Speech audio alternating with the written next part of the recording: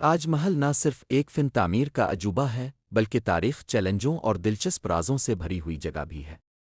یہاں اس کی تاریخ پر ایک گہری نظر ہے، بشمول اس کی تعمیر کے دوران درپیش چیلنجز اور اس کی میراث کے پوشیدہ پہلو۔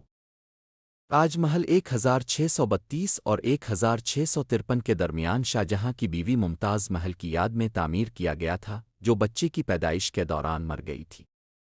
استاد احمد لاہوری نے سلطنت اور اس سے باہر کے مماروں اور کاریگروں کی ایک ٹیم کی قیادت کی جس میں فارس سلطنت عثمانیہ اور یورپ کے کاریگر شامل تھے۔ تاج محل کی تعمیر انتہائی مہنگی تھی، جو اس وقت سلطنت کی سالانہ آمدنی کا 5واں حصہ خرچ کرتی تھی۔ یہ مالی بوجھ شاہجہاں کو درپیش چیلنجوں میں سے ایک تھا۔ ایک اندازے کے مطابق اس منصوبے پر 20,000 سے زیادہ کاریگروں اور مزدوروں نے کام کیا۔ اتنی بڑی افرادی قوت کو منظم کرنا اور کام کے معیار کو یقینی بنانا ایک اہم لاجسٹک چیلنج تھا۔ مکرانہ سے سفید سنگ مرمر اور دیگر مواد کو طویل فاصلے تک پہنچانا پڑتا تھا، جس کے لیے انجینئرنگ کے جدید حل کی ضرورت ہوتی تھی۔ تاج محل دن کے وقت اور سورج کی روشنی کے زاویہ کے لحاظ سے رنگ بدلتا دکھائی دیتا ہے۔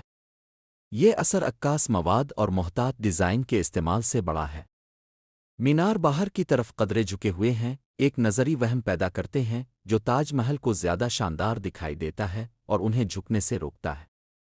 روایت ہے کہ شاہجہاں نے اپنی آخری آرام گاہ کے طور پر دریائے جمنا کے پار سیاہ سنگ مرمر میں دوسرا مقبرہ تعمیر کرنے کا ارادہ کیا تھا، لیکن اس کے بیٹے اورنگزیب کے ہاتھوں تختہ الٹنے کی وجہ سے یہ منصوبہ کبھی پورا نہ ہو سکا۔ برسوں کے دوران تاج محل کو آلودگی، دریا کے کٹاؤ اور شہری ترقی کی تجاوزات کے چیلنجوں کا سامنا کرنا پڑا ہے۔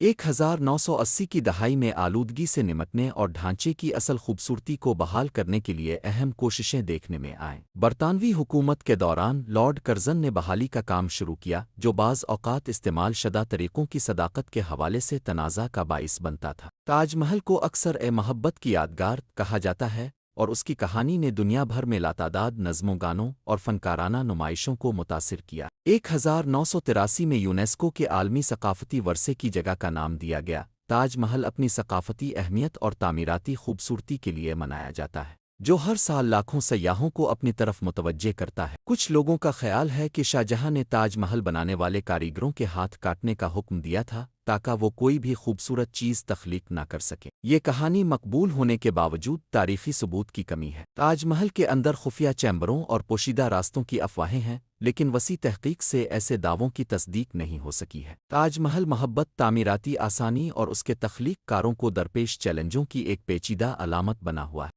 اس کی تاریخ حقائق، داستانوں اور پوشیدہ پہلوؤں سے مالا مال ہے، جو زائرین اور اسکالرز کو یکساں طور پر مسحور کرتی ہے۔